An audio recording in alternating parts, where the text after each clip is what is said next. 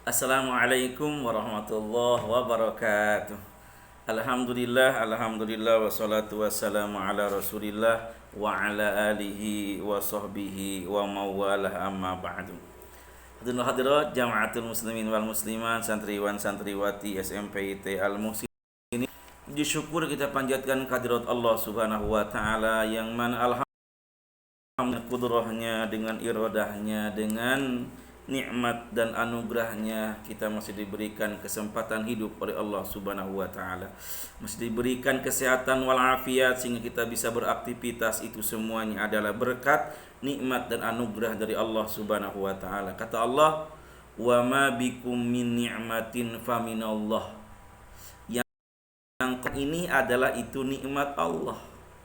Engkau bisa bicara, engkau bisa melihat, engkau bisa mendengar, engkau bisa bergerak, engkau bisa berusaha, engkau bisa berbisnis, engkau bisa ke sana ke sini. Itu adalah nikmat dari Allah Subhanahu wa taala. Sebab itulah orang-orang yang beriman, yang percaya kepada adanya Tuhan, adanya Allah Subhanahu wa taala, bibirnya senantiasa basah dengan alhamdulillahi rabbil alamin.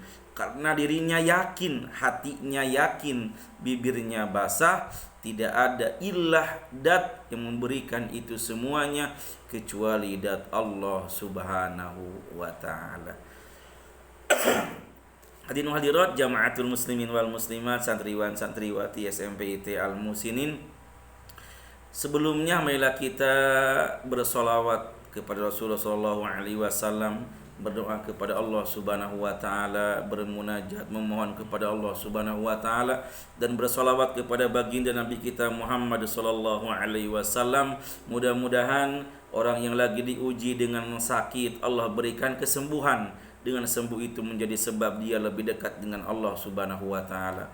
Orang yang lagi diberikan ujian dengan kesempitan, kemalangan, kesusahan, dengan Allah Subhanahu wa taala berikan terbaiknya, berikan solusinya yang terbaik, berikan menghilangkan masalahnya, dan diberikan rezeki yang baik dan penuh dengan keberkahan dari Allah Subhanahu wa taala.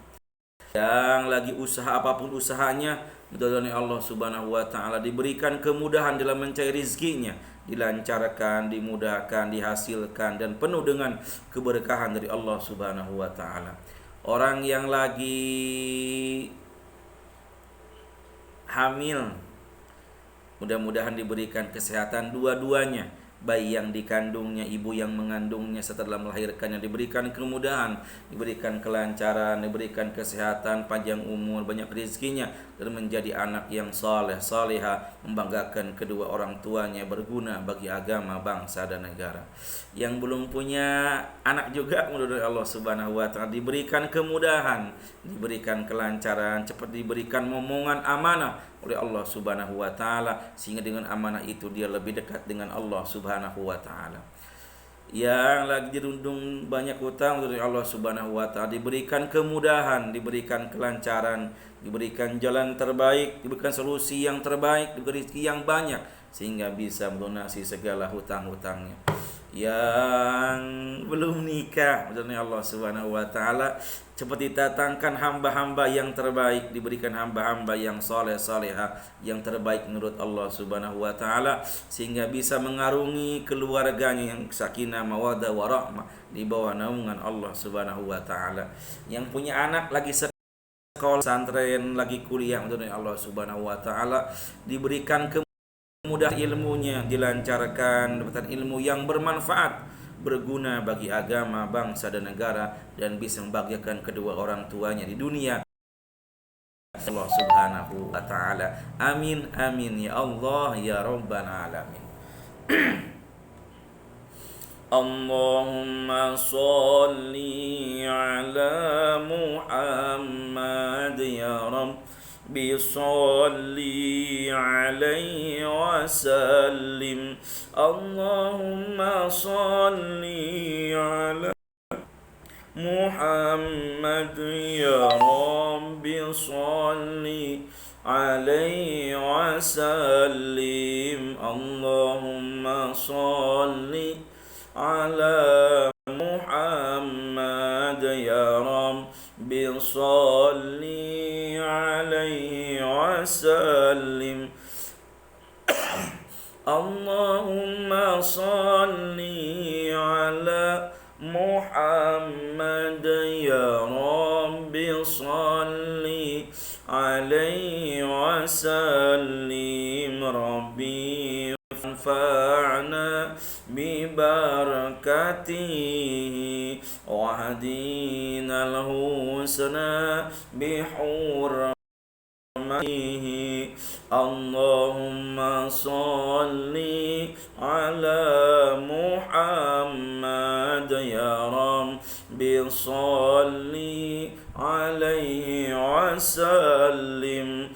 Allahumma salli ala Muhammad ya Rabbi salli alaihi wasallim. Allahumma salli ala Sayyidina Muhammad wa ala ali Sayyidina Muhammad. Bismillahirrahmanirrahim. Ini masih menerangkan tentang puasa, bab terakhir dalam bab puasa. Bismillahirrahmanirrahim. Lihat kitabnya. Faslun, ini fasal. Alladzi, sesuatu atau yang la yuftiru, yang tidak membatalkan, mimma itu perkara, yasilu yang sampai, ila jaufin ke tenggorokan. Nah, sekarang menerangkan sesuatu, hal atau benda yang tidak membatalkan terhadap puasa Ramadan kita, walaupun barang itu nyampe ke tenggorokan kita. Ada berapa? Sab'atu afrodin. Sab'atu, ada 6. Sab'atu afrodin, ada 6 hal. Ada 6 sesuatu, ada 6 perkara. Apa yang 6 itu? Ma yasilu ila jaufin binisyanin. Yang pertama adalah tidak batal puasa Ramadan apabila ada sesuatu yang nyampe ke tenggorokan binisyanin, karena lupa. Contohnya, lagi panas-panasnya Ramadan, minum air, lupa, dia tidak ingat bahwa itu bulan Ramadan. Diminumnya udah sampai, pas minumnya udah sampai udah nyampe tenggorokan, udah nyampe ke sini, tenggorokan udah jalan. Pas udah selesai nyampe ke bawah, berarti loh, ini bulan puasa ya. Nah, maka itu tidak batal puasa, karena nisyan, dia lupa. Ataupun lagi kita capek habis kerja, dari mana, dari sawah, dari ladang, dari mana, di pasar, belanja apa itu, kerja di pasar, pas ke rumah ada makanan sisa, habis sahur tuh, gak habis. Pas dibuka meja makannya ada makanan, wah, dihabur dimakannya, dilalap sampai habis, selesai ke sini. Pas itu datang anak kita, siapa? Bapak tidak puasa ya, padahal sudah habis sepiring. Nah, itu tidak batal puasa, itu rezeki min Allah, karena itu dia lupa. Tapi kalau lupanya dibohong-bohongin, ya batal puasa, maka dia wajib qada. Sesuatu yang nyampe ke tenggorokan karena dia lupa. Coba kalau lagi puasa tuh melihat comberan tuh kayak cendol gitu, enak gitu. Itu godaannya dalam bulan puasa itu, karena lupa. Yang kedua, au jahlin, karena dia itu bodoh, tidak tahu apa yang membatalkan puasa. Bodoh, jahil, jahil bin jahil, jahil bin bodoh gitu kan. Karena ketidakketahuan dia hukum bahwa ada sesuatu yang nyampe ke tenggorokan itu, sesuatu yang makanan yang itu bisa membatalkan puasa. Kalau dia bodoh tidak tahu hukumnya itu, walaupun di sini juga sampai ke tenggorokan juga gak batal. Kenapa? Karena dia bodoh, tidak tahu hukumnya. Itu yang kedua. Yang ketiga, au ikrahin. Nah, yang ketiga tidak batal walaupun sesuatu itu atau makan itu nyampe ke tenggorokan kita, ke perut kita, bikrohin, karena ada paksaan dari orang. Contoh, makan ini cendol segelas, kalau enggak saya tembak nih, beneran saya tembak matiin. Nah itu, walaupun kita diminum diminum itu cendol sampai habis, tidak membatalkan puasa karena dipaksa. Tapi kalau yang maksanya anak kecil ya dilawan dulu lah, jangan, itu bukan anak kecil yang maksanya gitu, karena ada paksaan. Nomor 3. Nomor keempat, wabi jaroyani ribiqin bima baina asnanihi wa qad anjaza ammajihi li'udrin. Yang keempat, tidak batal puasa walaupun sesuatu itu nyampe ke tenggorokan, yaitu ludah kita yang ada di gigi kita. Ludah kita. Walaupun kita menelan ludah tidak batal. Kenapa? Satu, karena ludah kita sendiri. Ludah kita sendiri tidak batal walaupun lagi puasa. Menelan ludah, karena ludahnya masih ada di antara gigi kita. Itu ludah sendiri. 2. Tapi kalau ludahnya punya orang lain ditampung diminum oleh kita, nah itu jadi batal. Kenapa? Karena ludahnya bukan ludahnya kita sendiri. Atau lagi puasa cipika-cipiki berciuman dengan istri, kesedot ininya nih ludahnya tuh sampai ke nah itu jadi batal. Kenapa? Karena ada campuran ludah kita dengan orang lain kita, dengan istri kita, maka jadi batal puasanya. Tapi kalau hanya ludah sendiri punya kita, tidak batal puasa. Kenapa? Karena masih dalam lingkup kepala kita, bibir kita, baham kita. Gitu ya. Tetapi beda lagi kalau ada sesuatunya itu di gigi itu, ada sesuatu aujajaan majihi li udrin, karena ada ada sesuatu yang nyelap tuh, nempel di gigi, kekosok gigi itu sama kita dimasukkan ke sini, jadi batal. Kenapa? Karena beda. Ada sesuatunya, bukan ludah kita, tapi sisa makanan yang nempel di gigi kita yang ketelan oleh kita. Kalau sengaja diketelan, ya jadi batal. Kalau gali sengaja ya gak batal. Makanya Terus ini dibersihkan ketika adzan subuh tuh pas imsak ada gigi bersih-bersih. Supaya ketika kita di ludah kita tuh bersih, tidak ada kotoran, tidak ada zat-zat yang terbak. Ketika kita ngelang ludah kita, tidak ada zat yang lain yang mencampuri ludah kita. Itu jadi tidak batal kalau ludah kita sendiri, karena ludah kita sendiri. Tapi kalau ludahnya udah campur dengan sesuatu yang lain, nah maka jadi batal. Makanya kalau nyoba makan, ibu-ibu kalau nyoba makanan tuh jangan ditelan, cuman di lidah aja, dibuang kembali. Itu yang keempat. Yang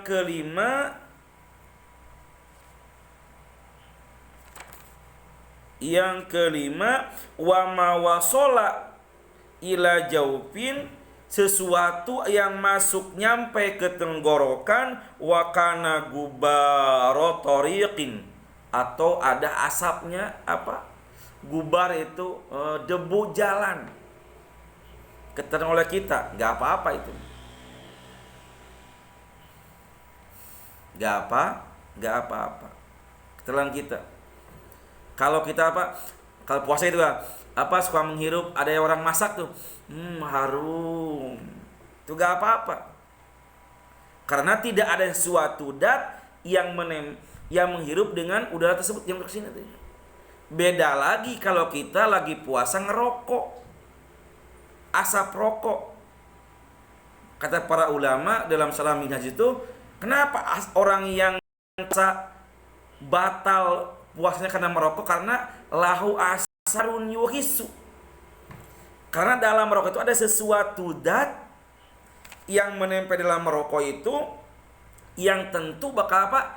Bersatu dengan air liur dan masuk ke tenggorokan kita. Nah, itu yang menjadi sebab batalnya puasa. Walaupun nyedot asap, karena itunya itu dalam itu ada nikotin, zat-zat yang lainnya, nah, ya pasti bercampur dengan liur, maka menjadi batal puasa karena merokok. Ijma ulama, batal puasanya karena merokok. Walaupun bukan makan dan minum, ya, tapi merokok itu adalah salah satu sebab puasanya menjadi batal.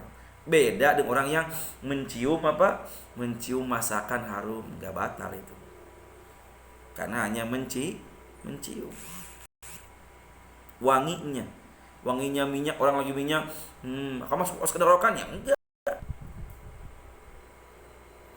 mencium. Karena dalam rokok itu ada asarun yuhisu, ada sesuatu asar yang menyertakan itu, ada rasanya. Punya rokok itu merupakan salah satu yang membatalkan puasa. Ya tahan dulu lah, jangan dulu merokok kalau siang.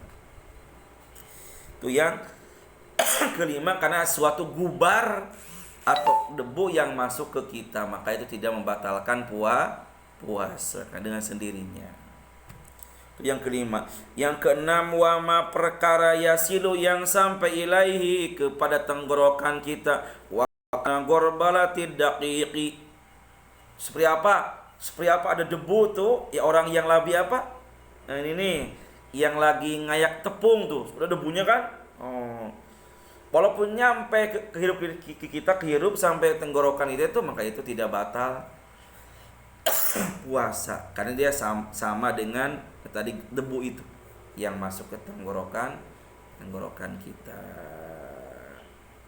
Itu yang keenam. Yang ketujuh, audubaban to'iron au nahwahu. Yang ketujuh, tidak batal puasa seseorang karena kemasukan apa ini? Ini apa? Kemasukan lalat yang hidup sampai tenggorokan kita.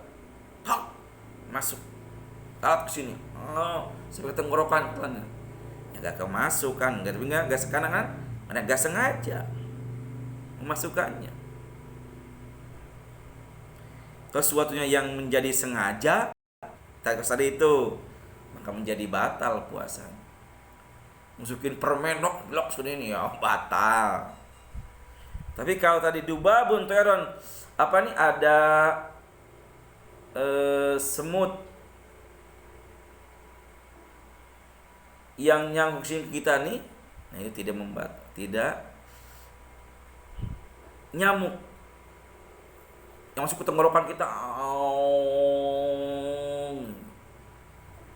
ya tidak batal puasanya. Wallahu a'lam bisawab. Mudah-mudahan ini semuanya bermanfaat buat kita semuanya, menambah wawasan tentang ilmu agama kita, tentang ilmu fikih, dan bermanfaat buat kita semuanya, dan kita bisa mengamalkannya. Wabillahi taufiq wal hidayah. Wassalamualaikum warahmatullahi wabarakatuh.